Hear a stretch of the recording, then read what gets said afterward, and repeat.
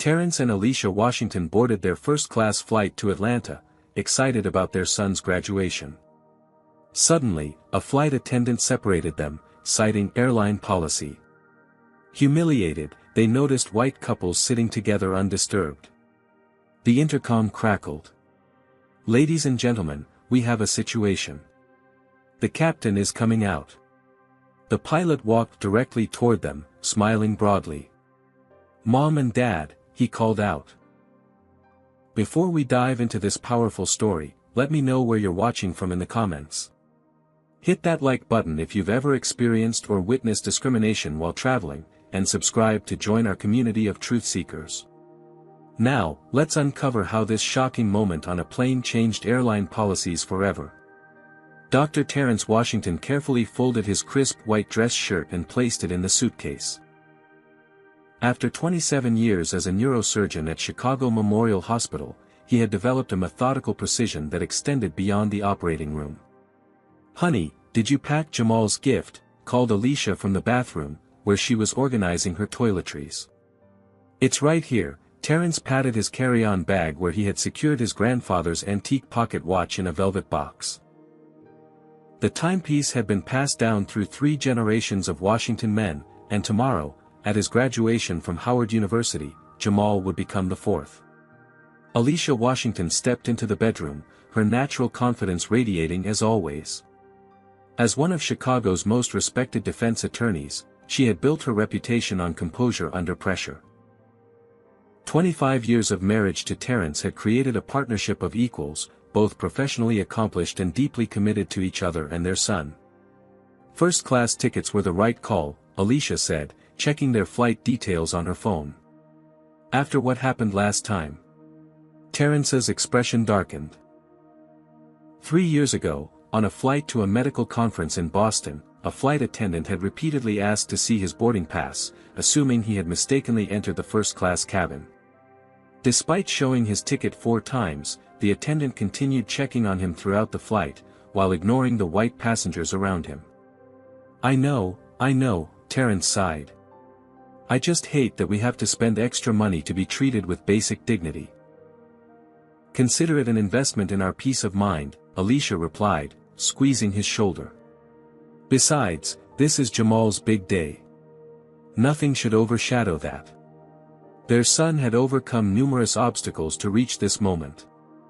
As one of few black students in his high school's advanced programs, Jamal had endured subtle and not-so-subtle racism from teachers who seemed surprised by his intelligence and peers who suggested he was only there to fulfill diversity quotas.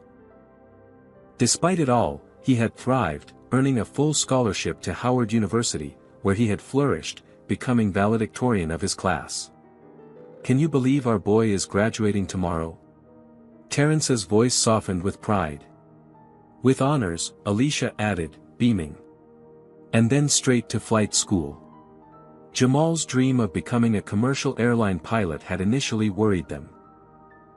The aviation industry remained overwhelmingly white and male, with black pilots making up less than 3% of commercial aviators.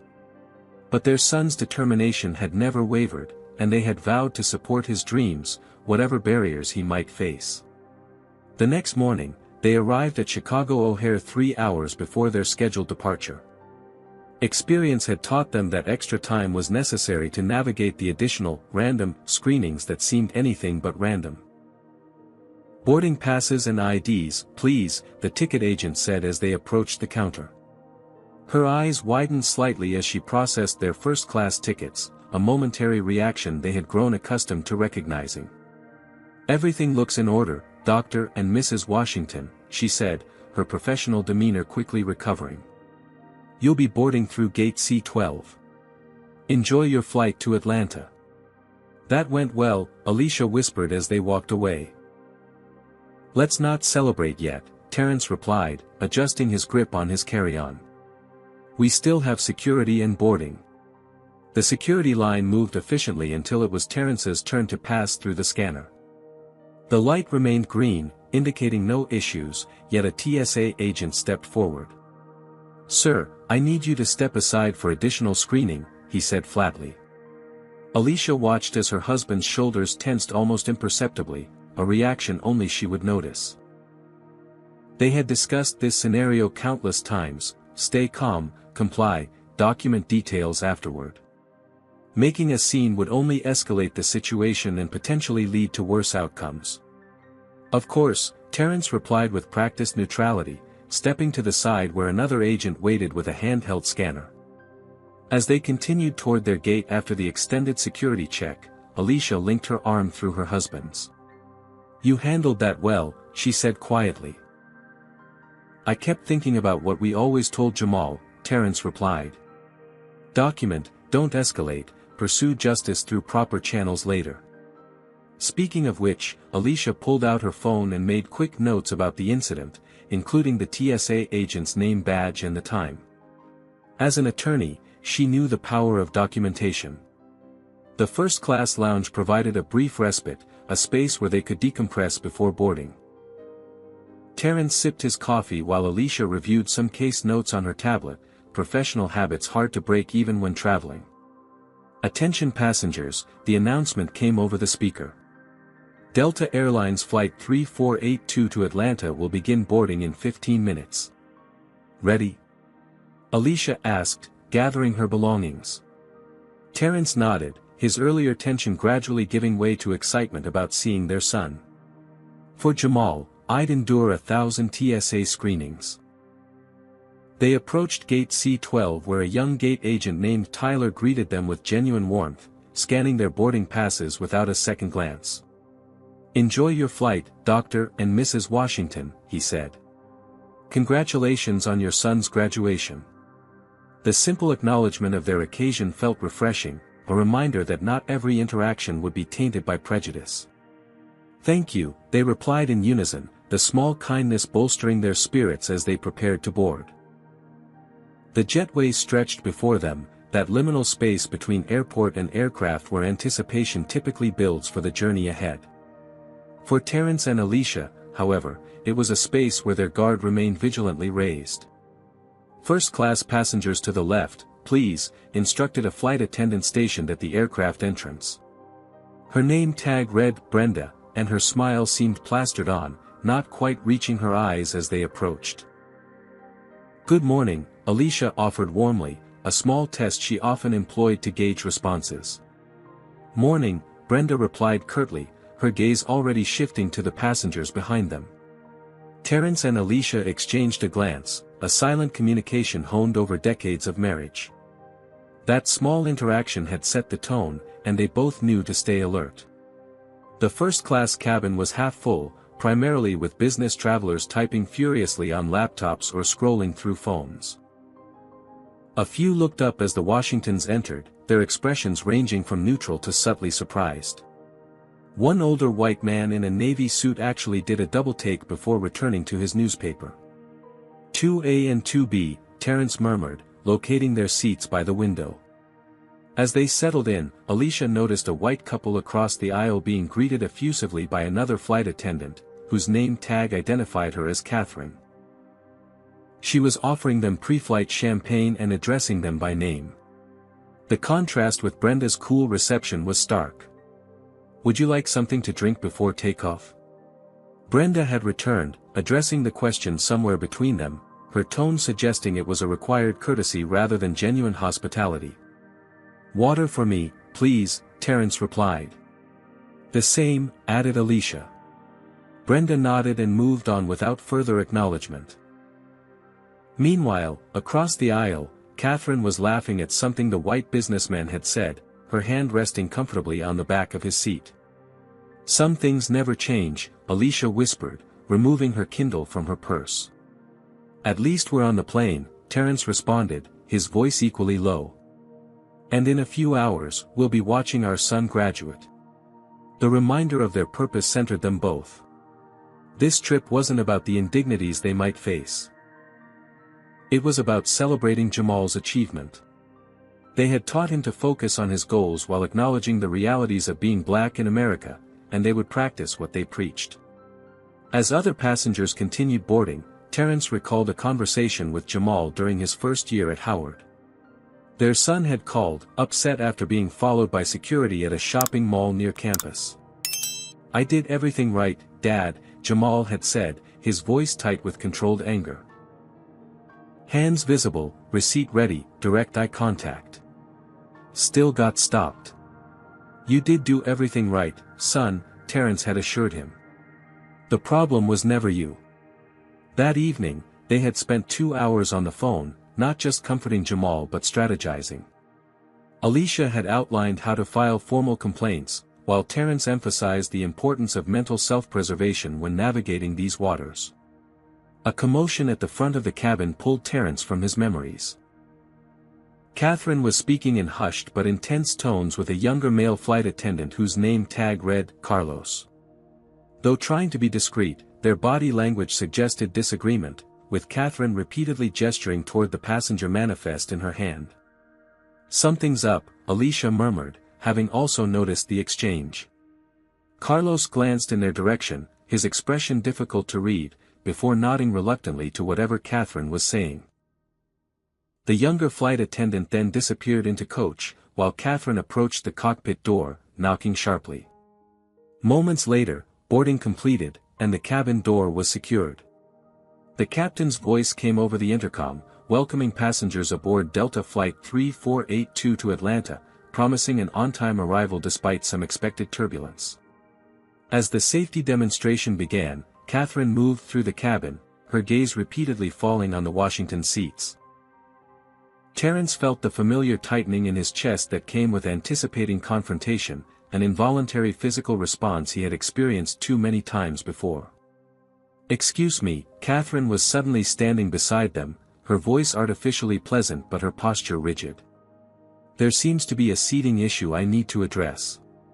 Several nearby passengers looked up, curiosity piqued. "Is there a problem?" Alicia asked calmly, though Terrence could hear the lawyer in her voice emerging, precise and prepared. "Well," Catherine glanced at her manifest, "our system shows that you and Mr. Washington weren't meant to be seated together." The statement hung in the air, so absurd that for a moment neither Terrence nor Alicia responded. "We purchased these tickets together," Terrence finally said, reaching for his phone where the confirmation email was saved. "We're traveling together to our son's graduation." Catherine's smile remained fixed. "I understand, but sometimes our seating algorithm separates parties for weight distribution purposes." Across the aisle, the white couple exchanged confused glances, clearly recognizing the implausibility of this explanation. "That's strange," the white businessman commented, just loudly enough to be heard. "My wife and I were assigned seats together without any issue." Catherine briefly lost her composure, shooting the man an irritated look before returning her attention to the Washingtons. "I'm simply following airline protocol," she insisted, her voice hardening. "Mr. Washington, I'll need you to move to seat 4F, please." Terrence felt dozens of eyes on him, the weight of public scrutiny he had endured countless times before. He looked around the cabin, noting at least 2 other couples seated together, all of them white. "Before I move," he said quietly, "I'd like to understand why the algorithm you mentioned doesn't seem to apply to any other couples on this flight." The cabin grew uncomfortably silent as passengers recognized the confrontation unfolding. Some pretended sudden interest in safety cards or magazines, while others watched openly, their expressions ranging from discomfort to curiosity to outright concern. "Sir," Catherine's voice dropped to a warning tone, "if you refuse to comply with crew member instructions, I'll need to involve the captain." The subtle threat was clear: comply or risk being removed from the flight entirely. With Jamal's graduation less than 24 hours away, they couldn't afford that risk. "Let me handle this," Alicia whispered to Terrence, then looked directly at Catherine. "We'll need to see the specific airline policy you're referring to, please." "I don't have to show you the policy," Catherine replied, her voice rising slightly. "As a flight attendant, my instructions regarding seating arrangements must be followed." The tension in the cabin was palpable now. A middle-aged white woman across the aisle shifted uncomfortably in her seat, while a young black woman 2 rows back was watching intently, her phone partially visible in her hand. "Actually," Alicia responded, her tone measured yet authoritative, Federal Aviation Regulations Part 121.586 states that airlines cannot discriminate based on race, color, national origin, religion, sex, or ancestry. What you're doing appears to be selective enforcement of a policy that doesn't exist. Terence felt a surge of admiration for his wife. After 20 years as a defense attorney specializing in civil rights cases, she could cite regulations and precedents from memory. Catherine's face flushed. This has nothing to do with discrimination. It's about aircraft balance and safety. Then why, Terence interjected, gesturing discreetly around the cabin, are all other couples seated together? Including those who boarded after us? Several passengers looked around, the disparity impossible to ignore. The white couple across the aisle exchanged uncomfortable glances. "Sir, I don't appreciate your tone," Catherine said, deflecting the question entirely. "If you continue to be disruptive, I'll have to ask security to escort you off the aircraft." The threat hung in the air, heavy and familiar. Terence felt himself transported back 5 years, to another flight where he'd questioned similar treatment and ended up missing an important medical conference because he'd been removed from the plane. The airline had later issued a half-hearted apology after his lawyer, Alicia, had filed a formal complaint, but the damage and humiliation had been done. "We are not being disruptive," Alicia stated firmly, removing her bar association card from her wallet. "We are calmly questioning what appears to be discriminatory treatment. As a civil rights attorney, I'm formally requesting the written policy you're attempting to enforce." Catherine's confidence wavered momentarily before she doubled down. "I need to speak with the captain about this disruption." She turned abruptly and marched toward the cockpit. In her absence, the cabin remained uncomfortably silent until the white businessman across the aisle leaned over. "This is ridiculous," he said quietly. "My wife and I checked in after you did. If there was some algorithm about seating, we would have been separated too." "Thank you," Terence replied, genuinely appreciative of the acknowledgement. The young black woman from 2 rows back had moved into the empty seat directly behind them. "I'm recording this," she whispered. "Just FYI. I'm Zoe, by the way. This isn't right." Alicia nodded gratefully but kept her attention focused on the cockpit door where Catherine had disappeared. "Do you think we should move?" Terence asked quietly, leaning close to his wife's ear. "For Jamal's sake, we can't miss this flight." The question transported Alicia back to a painful memory from Jamal's childhood. Their son, then only 12, had come home from school in tears after being accused of cheating on a math test. His score had been too high, his teacher had implied, for someone like him to achieve without dishonesty. Terence had wanted to demand an immediate meeting with the principal, but Alicia had cautioned patience, suggesting they document everything and prepare a measured response. "We taught Jamal to stand up for himself with dignity," she whispered back. "We need to model that now." The cockpit door opened, and Catherine emerged with a triumphant expression, followed by a security officer whose badge identified him as Maxwell. "These are the passengers," Catherine said, pointing directly at the Washingtons. Officer Maxwell approached, his expression stern. "I understand there's a problem with following crew member instructions." Before either of the Washingtons could respond, the younger flight attendant Carlos stepped forward from the galley. "Actually," he said, his voice slightly shaky but determined, "there's been a misunderstanding. There is no airline policy about separating couples for weight distribution. I've worked here for 3 years and have never heard of such a thing." Catherine shot him a venomous look. "Carlos, this doesn't concern you." "It does if you're making up policies," he replied, standing his ground. "These passengers purchased their tickets together and were assigned these seats together. There's no legitimate reason to separate them." Officer Maxwell looked between the 2 flight attendants, confusion evident on his face. "So there's no actual policy being violated here?" he asked. "No," Carlos confirmed. "There isn't." The silence that followed was deafening. Passengers exchanged glances, some now openly disapproving of Catherine's behavior. The white businessman across the aisle had pulled out his own phone and appeared to be typing an email. "I need to see both of you in the galley," Officer Maxwell said to the flight attendants, his professional demeanor barely concealing his discomfort with the situation. As they stepped away, Alicia reached for Terence's hand, squeezing it tightly. The humiliation of being singled out in front of a plane full of strangers was all too familiar, but the unexpected alliance from Carlos and the tacit support from fellow passengers felt like something new. "Whatever happens," she whispered, "we're facing it together. Just like we always have." Terence nodded, his expression resolute. They had encountered discrimination in various forms throughout their lives and careers, the surprised looks when patients discovered their black doctor, the assumptions that Alicia was a paralegal rather than the lead attorney, the random security checks at airports. Each incident had been painful, but each had also strengthened their resolve to create a better world for Jamal. "Do you think they'll remove us from the flight?" Terence asked quietly. "They can try," Alicia replied, her lawyer's mind already formulating the lawsuit that would follow. "But they'll regret it if they do."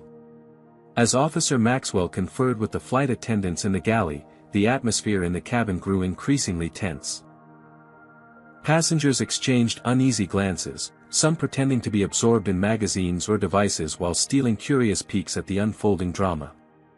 Others watched openly, their expressions ranging from discomfort to outright support for the Washingtons. Alicia's legal training kicked in fully now. She knew that documentation would be crucial, so she discreetly opened the Notes app on her phone, recording the time, date, and names of the flight attendants involved. "What's happening is textbook discrimination," she whispered to Terence. "And we have witnesses." Zoe, the young black woman who had moved to sit behind them, leaned forward. "I've been live streaming since Catherine first approached you," she confided. "Already got 3,000 viewers and climbing. People are outraged." The news that their humiliation was being broadcast to thousands should have been another layer of discomfort, but instead, Terence felt a strange sense of validation. For once, the discrimination they faced wouldn't be dismissed as oversensitivity or misunderstanding. There was visible, public evidence. Officer Maxwell returned from the galley, his expression now professionally neutral, though a slight furrow in his brow betrayed his discomfort with the situation. "Dr. and Mrs. Washington," he began formally, "I apologize for the confusion. There appears to be a misunderstanding about seating policies."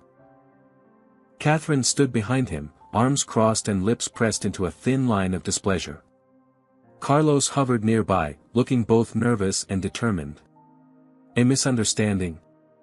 Alicia echoed, her tone making it clear she recognized the attempted minimization. "Officer Maxwell, what we experienced was selective enforcement targeting us as the only black couple in first class. That's not a misunderstanding, it's discrimination." Her clear articulation of the issue caused several passengers to nod in agreement. The white businessman across the aisle cleared his throat. "I can confirm that my wife and I were never asked to change our seating arrangement," he offered. "And we checked in after the Washingtons." A murmur of support rippled through the cabin as other passengers began to speak up. "The couple in 5A and 5B weren't separated either," called someone from the back. "I've flown this airline weekly for 10 years and never heard of this policy," added another passenger. Catherine's face flushed with anger. "This is becoming disruptive. We need to prepare for takeoff." "What's disruptive," Terence stated firmly, finding his voice, "is the public humiliation of paying customers based on the color of their skin." Officer Maxwell shifted uncomfortably. As a security professional, he was trained to handle unruly passengers, not to mediate civil rights disputes. Moreover, the growing consensus among passengers was clearly in favor of the Washingtons. "Perhaps," he suggested carefully, "the simplest solution is for Dr. and Mrs. Washington to remain in their assigned seats as ticketed." Catherine stepped forward, her composure slipping. "That's not your decision to make." As the senior flight attendant, interrupted a new voice from the front of the cabin, "You are expected to treat all passengers with respect and dignity." All heads turned to see an older black flight attendant who had just emerged from the cockpit area. Her name tag read Diana, and the 4 stripes on her uniform indicated her senior status. "Diana," Catherine began, but was cut off again. "I've been informed of the situation," Diana stated firmly. "And I've also been informed that the captain wishes to address this personally." The announcement sent a fresh wave of tension through the cabin. Captains rarely involved themselves in passenger disputes unless they were considering removing someone from the flight. Terence felt his heart sink. After everything, would they still miss Jamal's graduation? He thought about his son receiving his diploma, looking out into the audience for the parents who had sacrificed so much to get him there, only to find empty seats. Alicia must have sensed his thoughts because she reached for his hand, her grip firm and reassuring. Whatever came next, they would face it together, as they always had. The PA system crackled to life. "Ladies and gentlemen, this is your captain speaking. We apologize for the delay in our departure. I've been made aware of a situation in the cabin that requires my personal attention. I'll be coming out momentarily to address it." The announcement prompted a flurry of whispers among passengers. The captain leaving the cockpit to handle a dispute was highly unusual. "What do you think will happen?" Terence asked quietly. "I don't know," Alicia admitted. "But I'm prepared to fight this all the way to federal court if necessary." Have you ever witnessed discrimination that made your blood boil? Comment number 1 if you believe standing up against injustice is always worth it, even when it's uncomfortable. Hit that like button if you admire the courage it takes to maintain dignity in the face of humiliation. And subscribe to hear more stories of resilience and triumph over prejudice. What would you do if you were in the Washington's position? Would you comply to avoid missing your son's graduation, or stand your ground against blatant discrimination? The choice between dignity and practicality is one many face daily. As we continue this true story, you'll see how a shocking twist changed everything. The cockpit door opened, and a hush fell over the cabin. Every eye turned to watch as the captain emerged, his tall figure commanding immediate respect in his crisp uniform with 4 gold stripes on each shoulder. He was a black man in his early 50s, with closely cropped salt and pepper hair and the confident bearing of someone accustomed to authority. Catherine's expression flickered between surprise and apprehension as the captain approached. Diana, the senior flight attendant, stood aside respectfully. "I'm Captain Michael Harris," he introduced himself to the cabin at large, his deep voice carrying easily without being raised. "I apologize for our delayed departure. It seems we have a situation that requires clarification." He turned to Officer Maxwell first. "Thank you for your assistance. I'll handle things from here." Maxwell nodded, clearly relieved to be removed from the center of the conflict. He retreated toward the galley, maintaining a professional presence but no longer actively involved. Captain Harris then faced Catherine directly. "I understand there's been a misunderstanding about our seating policies." Catherine straightened her posture defensively. "I was enforcing standard procedures for cabin balance, Captain." "Interesting," Captain Harris replied, his tone neutral but his expression skeptical. "In my 23 years with this airline, I've never heard of separating passengers who book together for cabin balance, when the flight isn't even full." A few passengers nodded in agreement, and someone toward the back of first class murmured, "Exactly." Catherine's face flushed. "I was simply trying to, Ms. Reynolds," Captain Harris interrupted firmly, "we'll discuss this further after the flight. For now, please prepare the cabin for departure once I've resolved this matter." Dismissed, Catherine retreated to the galley, her body language radiating tension and displeasure. Captain Harris then turned to face the Washingtons, and something remarkable happened. His professional demeanor softened, and a warm smile spread across his face. "Dr. and Mrs. Washington," he said, his voice now colored with genuine pleasure. "I thought those names looked familiar on the manifest." Terence and Alicia exchanged confused glances. They had never met this man before, yet he was addressing them with the familiarity of an old friend. The captain must have read their confusion because he chuckled softly. "You don't recognize me, do you? I suppose there's no reason you would. But I've heard so much about you from Jamal that I feel like I know you already." At the mention of their son's name, Alicia gasped. "You know Jamal? Know him?" Captain Harris's smile widened with pride. "I've been mentoring him for the past 2 years. I'm the one who recommended him for the airline's pilot development program." The revelation landed like a thunderclap in the quiet cabin. Passengers who had been following the drama now watched with renewed interest as this unexpected connection unfolded.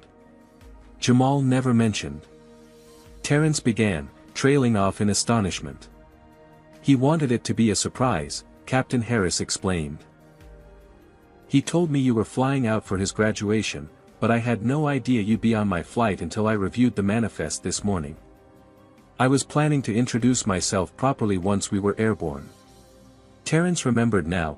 Jamal had mentioned a mentor, a veteran pilot who had taken an interest in his career.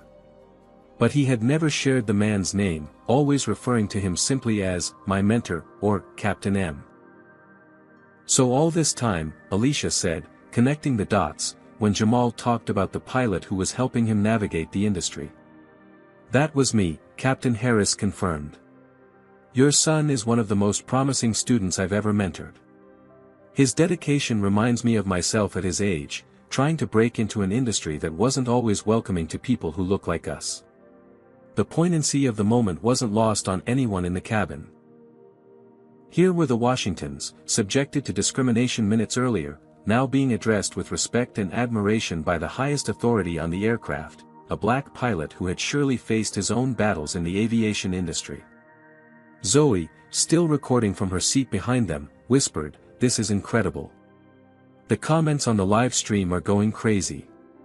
Catherine had reappeared from the galley, watching the scene unfold with visible discomfort. The sight of Captain Harris treating the Washingtons like valued friends rather than troublesome passengers clearly contradicted the narrative she had constructed. Carlos approached cautiously. "Captain, we're now 20 minutes delayed. Dispatch is asking for an update." Captain Harris nodded acknowledgement but didn't rush. He turned back to the Washingtons.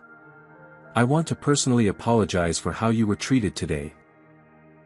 This is not what our airline stands for, and I assure you it will be addressed appropriately." He then addressed the entire cabin. "Ladies and gentlemen, I apologize for the delay. We'll be pushing back from the gate momentarily. And Dr. and Mrs. Washington will absolutely remain in their assigned seats together, as they should have from the beginning." A spontaneous round of applause broke out among several passengers, further highlighting the communal recognition of the injustice that had nearly occurred. Captain Harris smiled at the Washingtons once more. "I look forward to catching up properly once we're in the air. Jamal speaks so highly of you both, and now I can see why. He has your courage." As he turned to return to the cockpit, Alicia called after him. "Captain Harris?" He paused, looking back. "Thank you," she said simply, her voice carrying the weight of gratitude not just for this moment, but for his mentorship of their son. "No need for thanks," he replied warmly. "As I always tell Jamal, we rise by lifting others." As Captain Harris disappeared back into the cockpit, the energy in the cabin had transformed completely. What had begun as a scene of discrimination and tension had become something unexpectedly affirming. Passengers who had been uncomfortable spectators now smiled at the Washingtons, some offering nods of support or quiet words of encouragement. Diana approached with 2 glasses of champagne. "With the captain's compliments," she said, placing them carefully on their tray tables. "And my personal apology for what you experienced today." "Thank you," Terence replied, still processing the remarkable turn of events. As the plane finally began its pushback from the gate, Alicia leaned close to her husband's ear. "Of all the flights, on all the airlines, in all the world," she whispered, "we walked onto this one." Terence squeezed her hand, his eyes suspiciously moist. Maybe the universe occasionally balances its accounts. The aircraft taxied toward the runway, its powerful engines humming with potential energy, much like the story that was still unfolding within its cabin.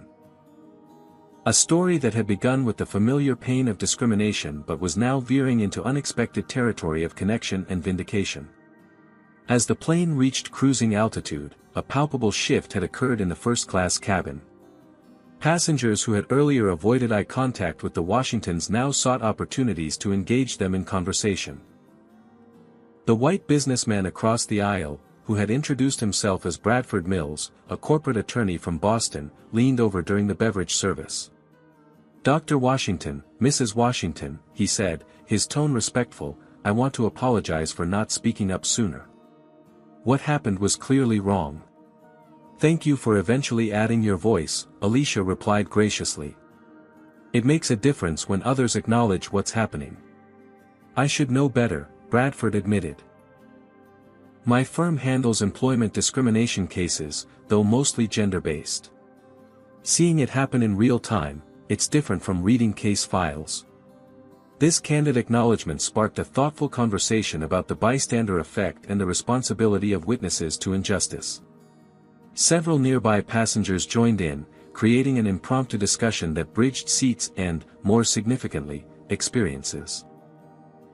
Meanwhile, Catherine had made herself scarce, working exclusively in the economy section.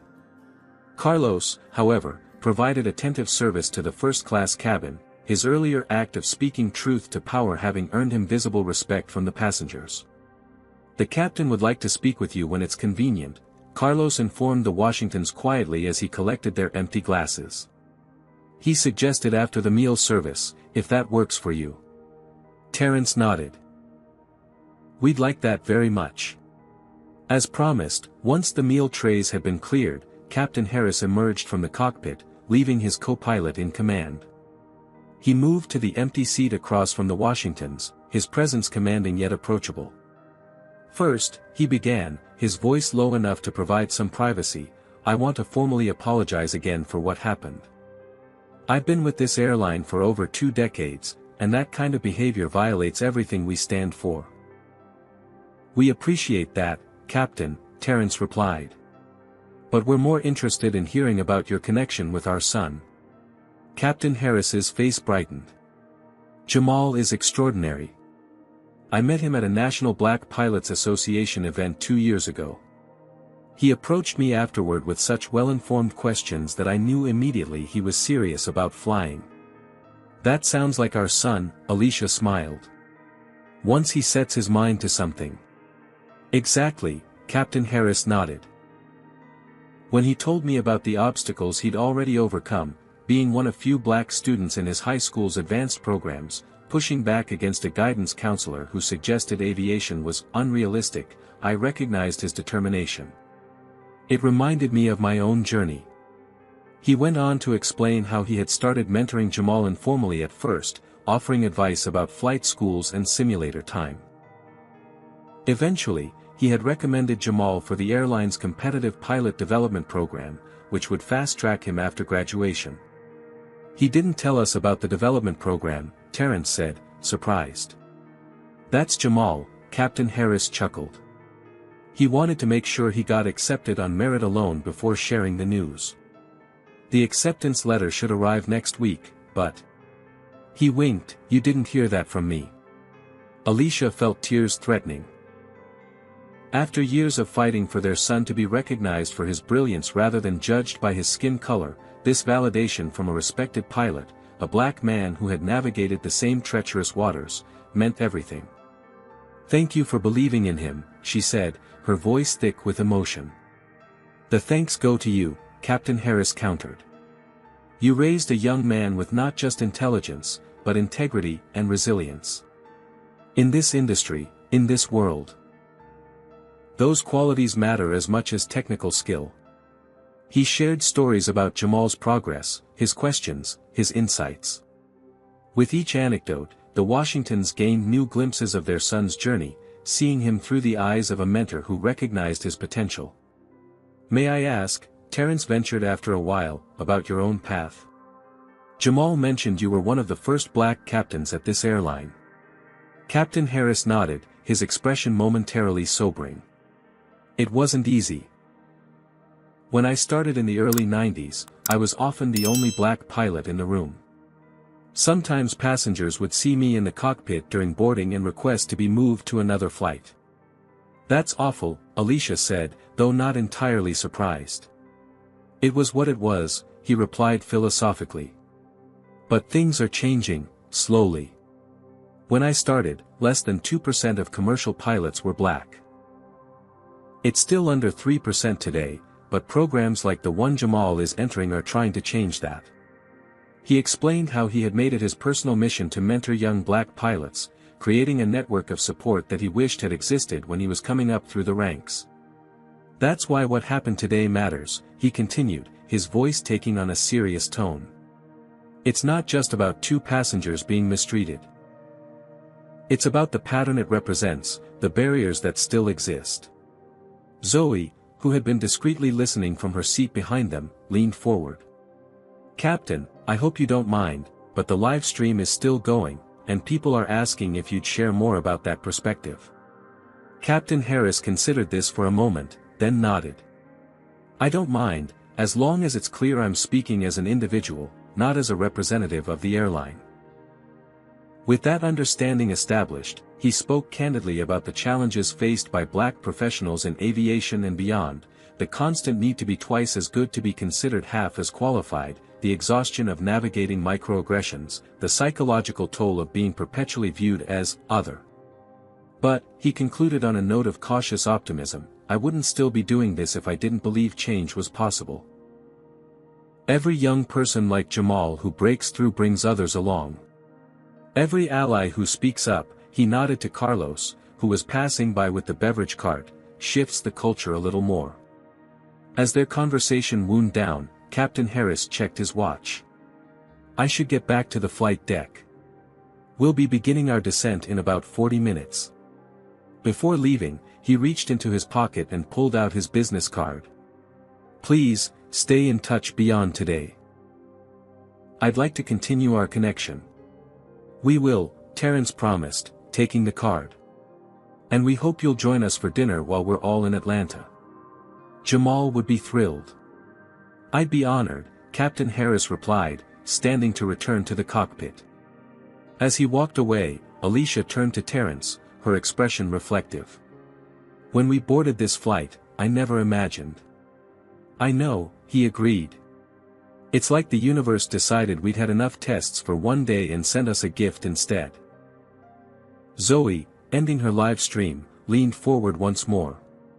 Just so you know, your story has over 50,000 views now. People are calling the airline's customer service line and demanding action about what happened. The power of visibility in the digital age, what might have been a private humiliation dismissed or minimized in the past had become public testimony, witnessed and judged by thousands. Carlos approached with fresh drinks. The airline's VP of Customer Experience has been notified about the incident, he informed them quietly. Diana received a call in the galley. They're taking this very seriously. The swift response was heartening, though both Terrence and Alicia knew well the difference between institutional reaction and genuine change. Still, as the plane began its gradual descent toward Atlanta, they felt a sense of rightness settling over them. Not just because justice seemed to be unfolding, but because they had discovered an unexpected ally in their son's journey. We taught Jamal to find his people, Alicia murmured, the ones who would see his worth and help him grow. And he did exactly that, Terrence replied, thinking of Captain Harris with profound gratitude. Better than we could have imagined. The plane's descent into Atlanta brought a flurry of activity in the cabin. As passengers prepared for landing, putting away tray tables and returning seats to their upright positions, a different kind of preparation was taking place in the galley. Diana, the senior flight attendant, approached the Washingtons with a tablet in hand. Dr. and Mrs. Washington, I've been asked to inform you that Mr. Elliot Davidson, our airline's Executive Vice President of Customer Experience, would like to speak with you upon landing. That was fast, Terrence remarked, surprised by the swift escalation to executive level. Diana's expression was a mixture of professional composure and personal satisfaction.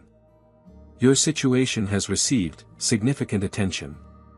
Mr. Davidson is already at the airport, waiting to meet you personally." Alicia exchanged a glance with her husband. As an attorney, she recognized the airline's attempt at damage control, but also the opportunity it presented for meaningful accountability. "We appreciate that," she replied carefully. "We'd be happy to speak with him." As Diana moved away, Zoe leaned forward again. "The live stream has over 100,000 views now. It's been picked up by several major social media accounts focusing on racial justice issues." "I'm not sure how I feel about becoming a viral moment," Terrence admitted, his voice low. "Our focus was just getting to Jamal's graduation without incident." "Sometimes the moment chooses you," Zoe responded philosophically. "For what it's worth, the comments are overwhelmingly supportive. People are outraged on your behalf, but also inspired by how you handled it." The plane touched down smoothly on Atlanta's runway, taxiing toward the terminal as passengers readied themselves for disembarkation. Catherine remained conspicuously absent from the first-class cabin, while Carlos and Diana handled the arrival announcements and preparations. "Ladies and gentlemen," Captain Harris's voice came over the intercom, "welcome to Hartsfield-Jackson Atlanta International Airport. Local time is 2:17 p.m., and the temperature is a pleasant 76 degrees. On behalf of our entire crew, I want to thank you for flying with us today." There was a brief pause before he continued, his tone shifting subtly. "I also want to take a moment to address the incident that occurred prior to our departure. Delta Airlines is committed to creating an inclusive environment where all passengers are treated with dignity and respect. What some of you witnessed today fell short of that commitment, and for that, I sincerely apologize. Steps are already being taken to address this situation at the highest levels of our organization." The cabin remained quiet as his words registered. Several passengers nodded in approval at the public acknowledgement. "For those directly affected," Captain Harris concluded, "please know that your grace under difficult circumstances has not gone unnoticed. Sometimes the most powerful response to injustice is maintaining your dignity while insisting on accountability. Thank you for that lesson today." As the seatbelt sign dinged off and passengers began retrieving their belongings, Bradford Mills, the attorney from across the aisle, handed Terrence his business card. "If you need a witness statement for any reason, please don't hesitate to contact me," he offered. "What happened wasn't right, and I'd be happy to go on record about what I observed." Several other passengers made similar offers, creating an impromptu community of support that had formed in the shared cabin space over the past few hours. When the door was opened, Diana appeared at the Washington side. "If you wouldn't mind remaining seated until other passengers have deplaned, Mr. Davidson would like to speak with you here, for privacy." They agreed, watching as the cabin gradually emptied.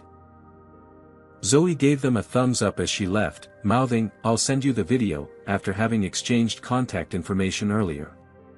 Once the last passenger had departed, a man in his early 60s with silver hair and an impeccable suit entered the cabin. Behind him came Captain Harris, having completed his post-flight duties in the cockpit.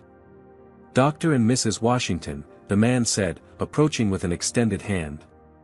"I'm Elliot Davidson, Executive VP of Customer Experience. Thank you for agreeing to speak with me."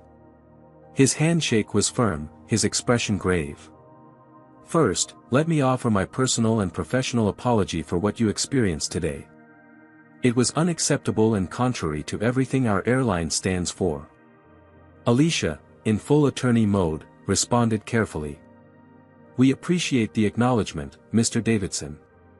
However, we're concerned that what happened reflects systemic issues rather than an isolated incident." Davidson nodded, not defensive but receptive. "I believe you're right, and that's precisely why I'm here. Captain Harris has briefed me on the situation, and I've reviewed some of the social media content that's circulating." He gestured to the empty seats across from them, a silent request for permission to sit. When they nodded, he continued. I'd like to hear directly from you about your experience, if you're willing to share it. Not to question or verify. We have ample evidence of what occurred, but because listening to those who've been wronged is the first step toward meaningful change. What followed was a candid conversation about not just the incident itself, but the broader context of racial discrimination in travel and public spaces. Terrence shared previous experiences of being profiled at airports and on flights, while Alicia outlined the legal and psychological aspects of such treatment. Davidson listened attentively, occasionally asking thoughtful questions but mostly absorbing their perspective. Captain Harris contributed his own insights about diversity challenges in the aviation industry. Here's what I propose, Davidson finally said. Beyond the obvious step of disciplinary action for the flight attendant involved, which is already in progress, I want to invite you both to participate in our revised crew training program on diversity and inclusion. He explained that the airline had been developing new training protocols, but this incident highlighted the urgent need for implementation and the value of including perspectives from those who had experienced discrimination firsthand. Your professional backgrounds in medicine and law, combined with your personal experience, would make you invaluable contributors to shaping how we train our staff, he concluded. Terrence and Alicia exchanged a look, their years of partnership allowing for silent communication. This was an unexpected opportunity to create systemic change rather than just individual accountability. We'd need to review the details, Alicia said cautiously, but we're open to the possibility. Our primary concern is ensuring that what happened to us doesn't happen to others. That's my concern as well, Davidson assured them. Additionally, while I know no compensation can truly address the humiliation you experienced, the airline would like to offer you lifetime premium status and travel vouchers as a tangible acknowledgement of our failure today.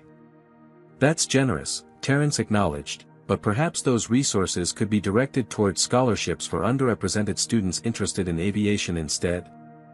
In honor of Captain Harris's mentorship program. Davidson appeared genuinely moved by this suggestion. That's remarkably gracious. We can absolutely do that, while still ensuring you never experience this kind of treatment on our airline again. Captain Harris, who had been relatively quiet during this exchange, smiled with evident pride. I told you they reminded me of myself, he said to Davidson. Always thinking about the bigger picture. As their conversation concluded, Davidson assured them that Catherine had been removed from service pending a full investigation, and that Carlos would be recognized for his courage in speaking up. One last thing, Davidson added, reaching into his briefcase. I understand you're here for your son's graduation from Howard. When they confirmed this, he handed them an envelope. Captain Harris mentioned that your son Jamal has been accepted to our pilot development program. This was going to be sent next week, but I thought you might want to give it to him personally at his graduation. Inside was the official acceptance letter, along with details about the prestigious program that would set Jamal on an accelerated path to becoming a commercial airline pilot. Now he can announce it himself, as he wanted, Terrence said, emotion evident in his voice. As they finally prepared to leave the aircraft, Captain Harris walked them to the door. Sometimes justice comes in unexpected forms, he observed. Today started with discrimination but is ending with opportunity, not just for Jamal, but for all the young people who will benefit from those scholarships, and all the passengers who will be treated better because of the training you'll help shape. Alicia nodded thoughtfully. As I often tell my clients, justice isn't just about punishing wrongdoing. It's about creating conditions where the wrong couldn't happen again. Exactly, Captain Harris agreed. And that's the work that never ends. They exited the jetway into the bright Atlanta terminal, moving forward not just toward Jamal's graduation, but toward a future they were now actively helping to shape, one where the next generation might find fewer barriers and more allies along their journey. The Atlanta airport hummed with activity as Terrence and Alicia made their way from the gate toward baggage claim. Their unexpected meeting with Mr. Davidson had delayed their departure from the aircraft, but neither regretted the time spent laying groundwork for systemic change. I still can't believe we met Jamal's mentor by complete chance, Terrence said, adjusting his carry-on bag on his shoulder. What are the odds? Some might call it fate, Alicia replied with a smile. Though as your scientifically minded wife, I'll settle for a remarkable coincidence. As they rode the escalator down to the main concourse, Alicia's phone chimed with an incoming message. It was from Zoe, containing a link to the live stream recording and her contact information. The video has 300,000 views now, Alicia noted, showing Terence the screen. People are calling it Flying While Black, Justice in the Sky. Terence shook his head, still processing their newfound viral status. I hope this leads to real conversation, not just momentary outrage. That's partly up to us, Alicia reminded him. Davidson's offer to involve us in their training program could have meaningful impact. They paused at a coffee shop, deciding to regroup before continuing to baggage claim. As they settled at a small table with their drinks, Terence's phone rang. It was Jamal. Dad, his voice came through urgently when Terence answered. Are you and Mom okay? Your flight is all over social media. We're fine, son, Terence assured him, putting the call on speaker so Alicia could hear. Actually, better than fine. We had quite an interesting flight. Interesting? People are sharing a video saying you were discriminated against, then the pilot turned out to be someone you knew. What happened? Alicia leaned closer to the phone. It's a long story, honey, but yes, there was an incident. And yes, the captain intervened, though we didn't know him personally. You did. I did. Confusion colored Jamal's voice. Captain Michael Harris, Terence said, unable to keep the smile from his voice despite the serious circumstances. Apparently, you've been keeping some secrets from your old parents. There was a moment of stunned silence before Jamal responded. Captain Harris was your pilot? No way. That's incredible. Is he still there? Can I talk to him? He had another flight to prepare for, Alicia explained, but he'll be joining us for dinner tomorrow. He speaks very highly of you, by the way. Wait, Jamal said, his voice shifting from excitement to concern. Back up. What exactly happened on that flight? The video clips online don't show everything. Terence and Alicia took turns explaining the entire situation, from the initial confrontation with Catherine to Captain Harris's recognition of their names to the eventual meeting with the airline executive. I'm so sorry you went through that, Jamal said when they finished, his voice tight with emotion. You shouldn't have had to deal with that kind of treatment, especially when you were just trying to get here for my graduation. Don't you worry about us, Terence assured him. We've navigated worse. The important thing is we're here now, and we've got some special news to deliver in person. News? What news? Alicia laughed softly. Nice try, young man. You'll find out tomorrow.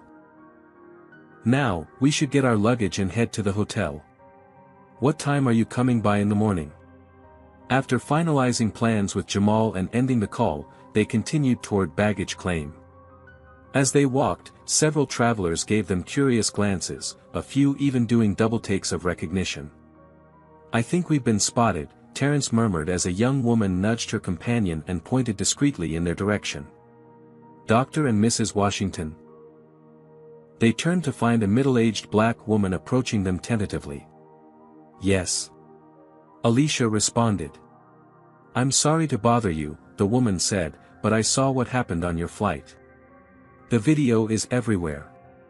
I just wanted to say thank you for standing your ground with such dignity.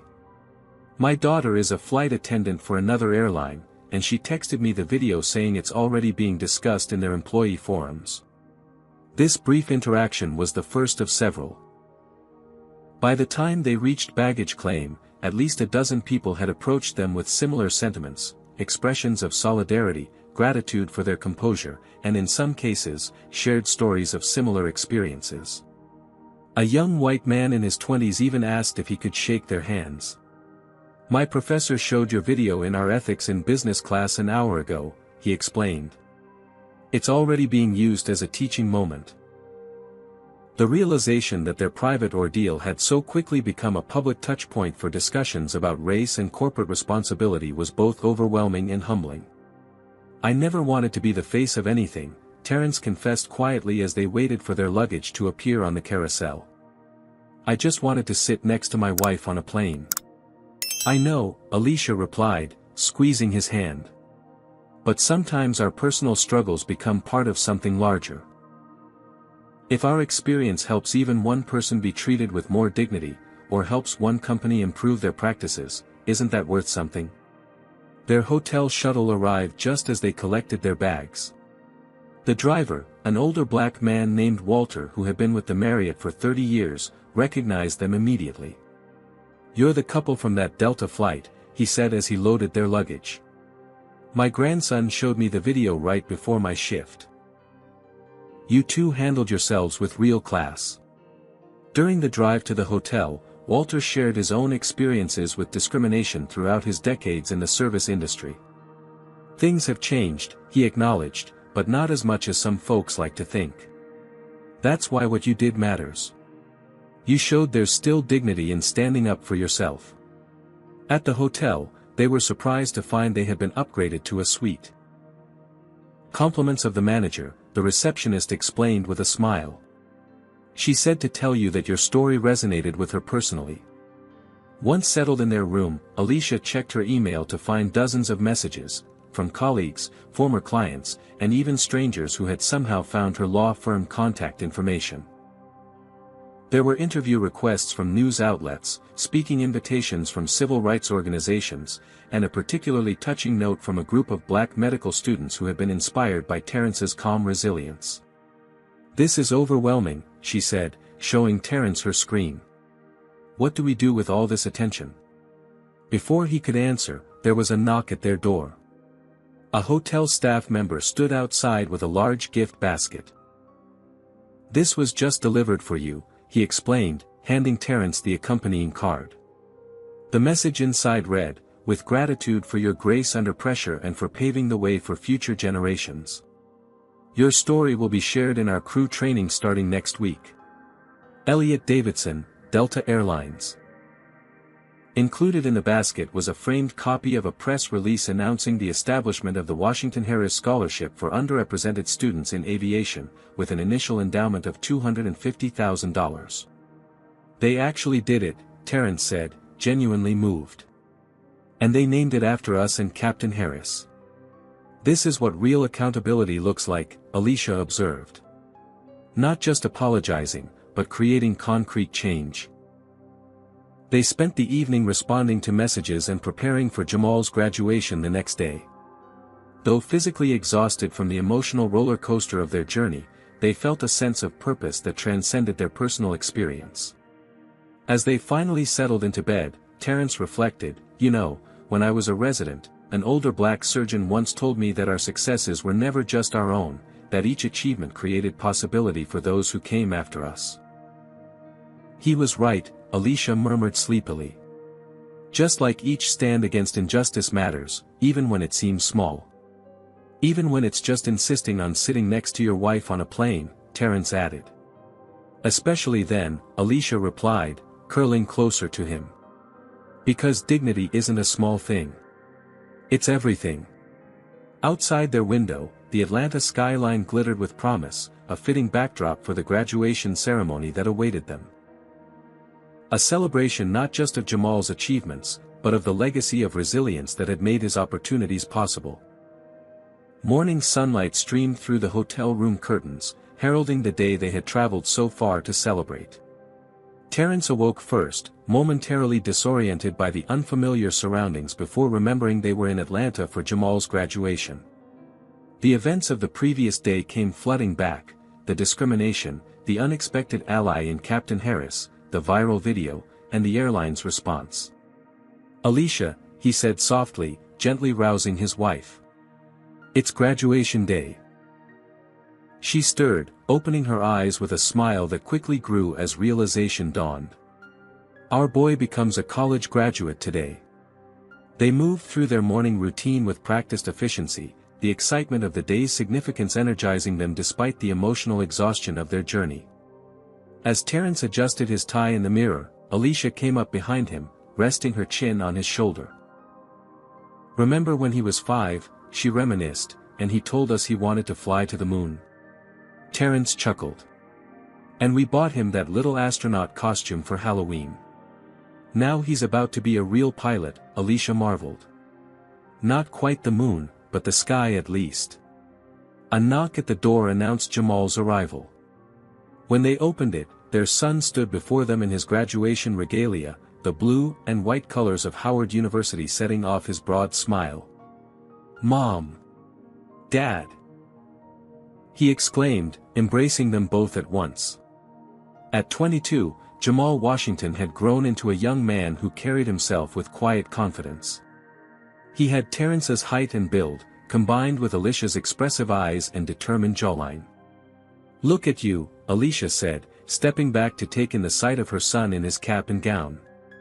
"Every sacrifice, every long night, every battle, all worth it for this moment." "About yesterday," Jamal began, his expression growing serious. "I watched the full video. I can't believe they treated you that way." "Today isn't about that," Terrence assured him, placing a hand on his shoulder. "Today is about celebrating you and everything you've accomplished. Besides," Alicia added with a mischievous smile, "we have something for you that might take your mind off it." She retrieved the envelope from her purse, the one Mr. Davidson had given them containing Jamal's acceptance to the airline's pilot development program.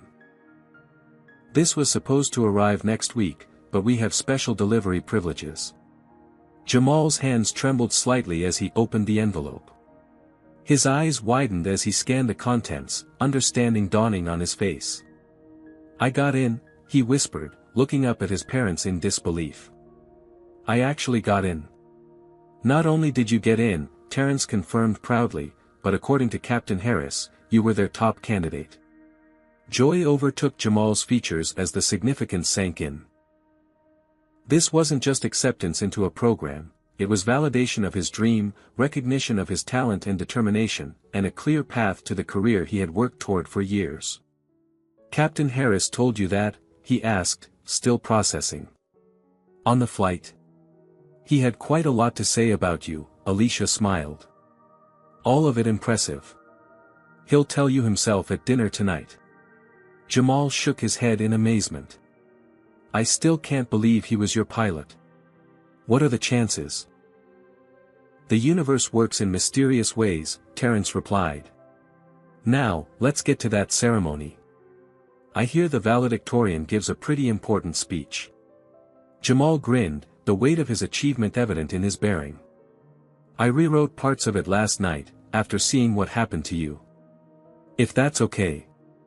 Alicia squeezed his arm gently. "More than okay. Your voice matters, Jamal. Today and always." The Howard University campus buzzed with the electric energy that only graduation day can generate. Families gathered in their finest attire, pride radiating from their faces as they located seats in the outdoor ceremony space. Photographers captured graduating seniors in their regalia, preserving the culmination of years of hard work and sacrifice. As valedictorian, Jamal would be seated on the stage with university officials and the commencement speaker, a renowned civil rights attorney who had graduated from Howard 30 years prior. Terrence and Alicia bid him a temporary farewell at the gathering area for graduates, each embracing him with the mixture of pride and bittersweetness that marks such transitions. "We'll be right there in the third row," Alicia assured him, straightening his cap one last time in a gesture that bridged his childhood and adulthood. "Just like always," Jamal replied softly. "Front and center for everything I've ever done." "We wouldn't have it any other way," Terrence said, his voice thick with emotion. As they found their seats, Terrence noticed several people glancing their way with recognition. Word of their experience had spread far beyond what they had anticipated. A woman in the row behind them leaned forward. "Excuse me," she said tentatively, "aren't you the couple from that flight? The video?" Alicia nodded politely. "Yes, that was us. My daughter's graduating today too," the woman continued. "Pre-law. She showed me that video and said, "That's why I want to be an attorney, Mom. To fight for people like them. You've already made a difference." Before they could respond, the processional music began, signaling the start of the ceremony. The faculty entered first in their academic regalia, followed by university officials and honored guests. Finally, the graduating class appeared, a sea of blue gowns moving in organized lines toward their future. The ceremony proceeded with the familiar rhythm of such occasions: welcome addresses, recognition of distinguished faculty, conferral of honorary degrees.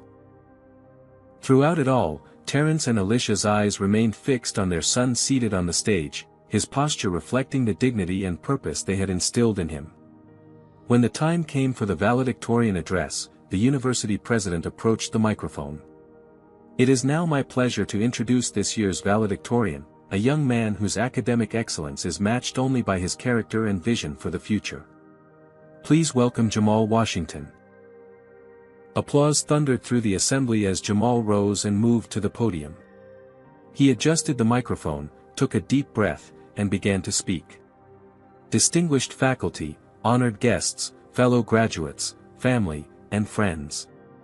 Today marks not an ending, but a beginning, not just of our professional journeys, but of our responsibility to create the world we wish to inhabit." His voice, strong and clear, carried across the gathering with conviction born of preparation and passion. He spoke of the Howard legacy, the shoulders of giants upon which they stood, the obligation to excellence that came with their education. Then, his tone shifted slightly as he moved into the portion he had rewritten the night before. "Yesterday, as my parents traveled here to witness this moment, they experienced something that reminded me why our work, all of our work, regardless of field, remains unfinished. They were told they couldn't sit together on their flight because of a supposed airline policy that somehow only applied to them as a black couple." A murmur rippled through the audience as many recognized the reference to the viral video.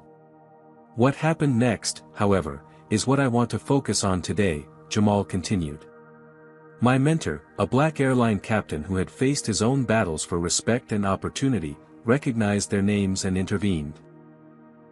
The airline's leadership took immediate accountability and created a scholarship program for underrepresented students in aviation. Fellow passengers spoke up as allies rather than remaining silent observers." He paused, his gaze finding his parents in the audience. "That is the world we must all help build, one where injustice is met not just with outrage, but with action, where those who have broken barriers reach back to guide others through. Where accountability isn't exceptional but expected. My parents taught me that dignity isn't negotiable, and that standing up for it, with grace, persistence, and strategic wisdom, creates ripples that extend far beyond our individual experiences." Terence felt Alicia's hand tighten around his as their son's words washed over them. They had always been proud of Jamal, but in this moment, witnessing him transform their painful experience into inspiration for his peers, their pride transcended words.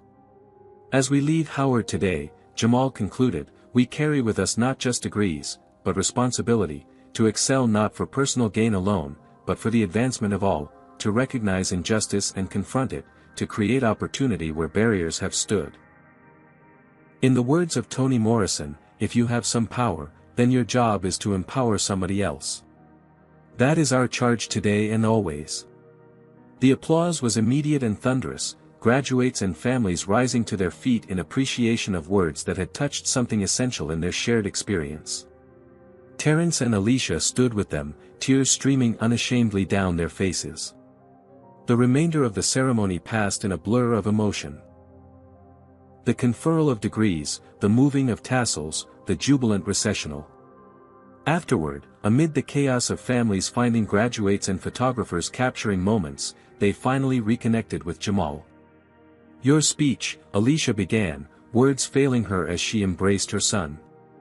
"You made us incredibly proud," Terence finished for her, his own voice unsteady. "I meant every word," Jamal replied simply. As they made their way through the crowd toward the reception area, a familiar figure appeared, navigating through the sea of blue gowns with purpose. "Captain Harris!" Jamal exclaimed, spotting his mentor. "I wouldn't have missed it," Captain Harris replied, embracing Jamal warmly before turning to shake hands with Terence and Alicia. "That was quite a speech, young man. It seems we have you to thank for more than just intervention on our flight," Alicia said. "Jamal has flourished under your guidance. The potential was always there," Captain Harris replied modestly. "I just helped clear a few obstacles from his path." A commotion nearby drew their attention. A man in an expensive suit was approaching, flanked by university officials. "Mr. Davidson," Terence recognized the airline executive from the previous day. "Dr. and Mrs. Washington," Davidson greeted them formally. "And this must be the valedictorian I've heard so much about. Congratulations, Jamal." Jamal shook his hand, somewhat bewildered by the executive's presence at his graduation. "Thank you, sir. I'm grateful for the opportunity your airline is providing." "The gratitude is mutual," Davidson assured him. "Talent like yours is exactly what our industry needs." He turned to address all three Washingtons.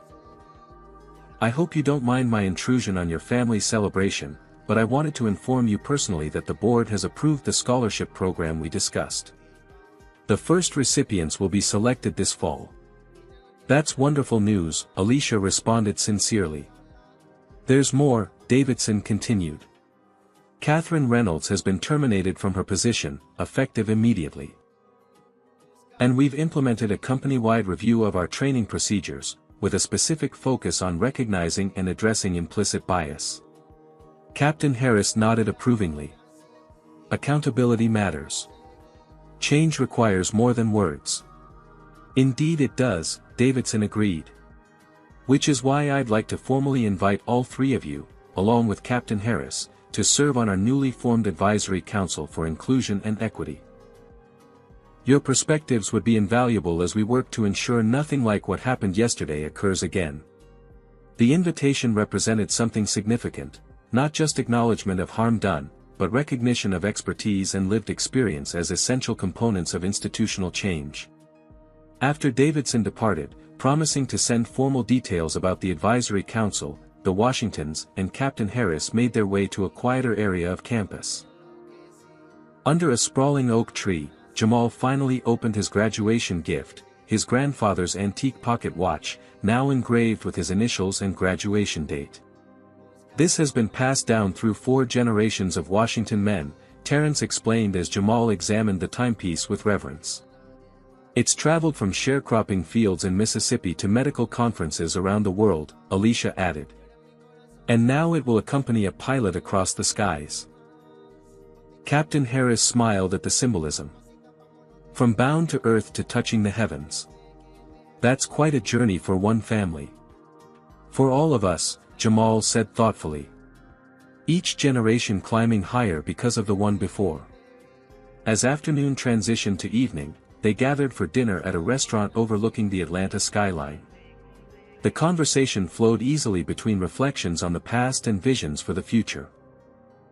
Jamal's upcoming pilot training, Captain Harris's mentorship program expansion, Terence's research, Alicia's cases. "I have news of my own," Captain Harris revealed as dessert was served. "The airline has approved my proposal for a formal mentorship initiative targeting students from underrepresented groups interested in aviation careers. We're calling it the Wingspan Program." "That's fantastic," Jamal responded enthusiastically. "How many students will you be able to mentor?" "We're starting with 20 nationwide," Captain Harris explained, "with plans to expand to 50 by the 3rd year. And I'd like you to consider joining as a junior mentor once you've completed your initial training." "Me?" Jamal looked surprised. "But I'll barely have my wings." "Sometimes the most effective mentors are those just a few steps ahead on the path," Captain Harris replied. "You'll remember the challenges more vividly than those of us decades into our careers." As the evening drew to a close, they stood together on the restaurant's terrace, the city lights below mirroring the stars above. It was a fitting visual metaphor for the day's blend of earthly achievement and higher aspiration. "I've been thinking," Terence said, breaking a comfortable silence, "about what was said in Jamal's speech today. About dignity being non-negotiable. What about it? Alicia asked. Throughout my career, I've encountered so many situations where I was expected to choose between my dignity and my goals, to overlook slights and microaggressions for the sake of advancement. I've made those compromises, believing they were necessary sacrifices. Captain Harris nodded in recognition. We all have, in our generation. It was the price of entry.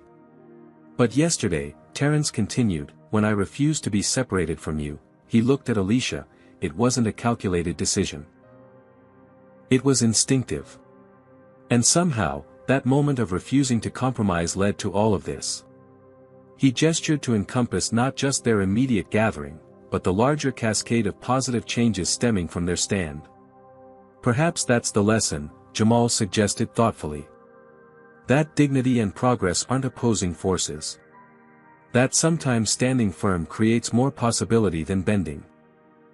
Wisdom from the next generation, Captain Harris smiled, raising his glass.